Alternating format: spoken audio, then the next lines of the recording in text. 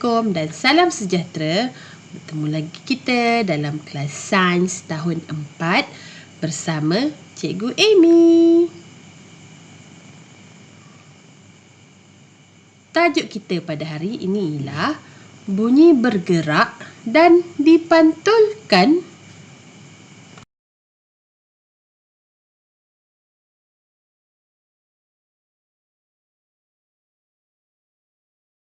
Tema kita pada hari ini ialah Sains Fizikal. Masih lagi dalam topik bunyi. Kita lihat 6.1.2 memerihalkan bunyi bergerak ke semua arah. Jadi, kalau kamu dapat menguasai tajuk hari ini, kamu menguasai tahap penguasaan 3 mengitlak bunyi bergerak ke semua arah. Mari kita ulang kaji sedikit. Bunyi dihasilkan oleh getaran. Melalui getaran boleh dihasilkan melalui tiupan, ketukan, petikan, gesekan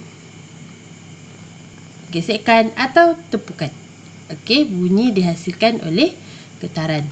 Bila sesuatu bunyi terhasil, sama ada muzik atau apa-apa bunyi, bunyi itu bergetar.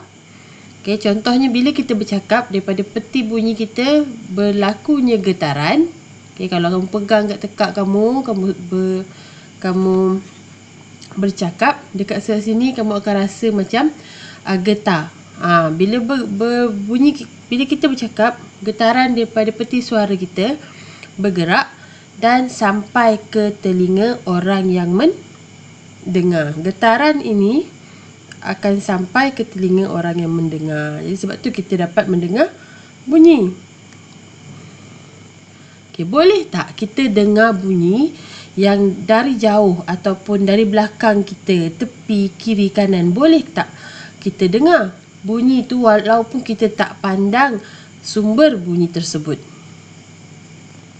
Kamu rasa boleh ke tidak? Cuba kamu lihat loceng di atas menara jam.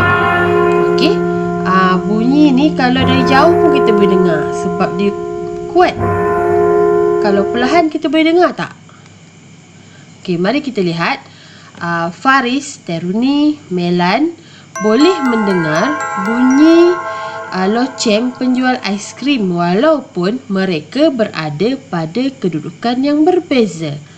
Kamu lihat. Kita ada Melan, Faris dan Teruni berada pada 3 arah yang berbeza, tapi masih lagi boleh mendengar bunyi loceng daripada penjual aiskrim. Kenapa mereka bertiga dapat mendengar bunyi tersebut sedangkan mereka dari tempat yang berlainan? Walaupun mereka berada pada kedudukan yang berbeza, mereka boleh mendengar bunyi loceng kerana bunyi bergerak ke semua arah. Jadi kita tahu bunyi bergerak ke semua arah. Jadi tak kisahlah bunyi itu berada di belakang kita ke tepi kiri kanan, kita masih boleh dengar. Boleh tak kita dengar bunyi kalau kita berada dalam bangunan? Contohnya situasi di sekolah.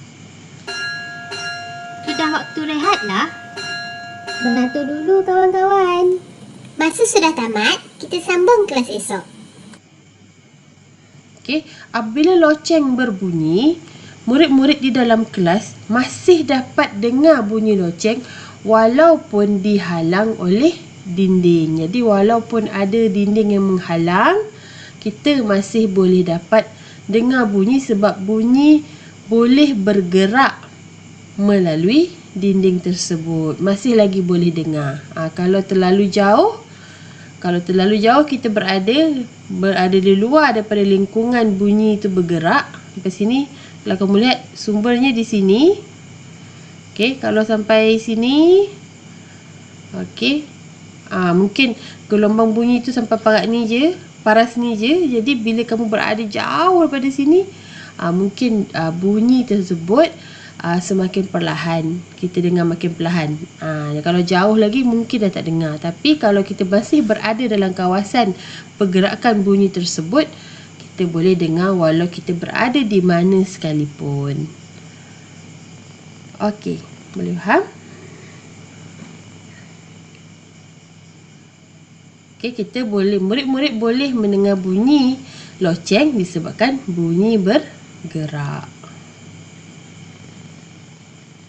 Bunyi bergerak ke semua arah. Okey, bunyi bergerak ke semua arah. Sebab itulah kita boleh mendengar bunyi walau dari mana ataupun dihalang oleh dinding. Okey, selain bergerak, apa lagi sifat bunyi? Selain bunyi bergerak, apa lagi yang bunyi boleh buat? Okey, mari kita lihat situasi ini. Faris dan keluarganya baru sahaja berpindah ke rumah baru. Ketika dia bercakap dalam bilik yang kosong, dia mendengar semula bunyinya. Okey, kalau rumah baru, bilik kosong kan, belum pindah barang. Jadi bila kita kata hello, okey, bila Faris kata hello, dia terdengar semula suaranya. Hello, hello. Okey, ini berlaku apabila bilik tu kosong. Kenapa dia boleh dengar suara dia?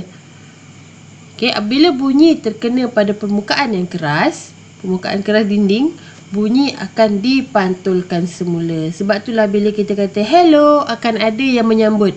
Hello, hello, hello. Itu kerana bunyi dipantulkan semula.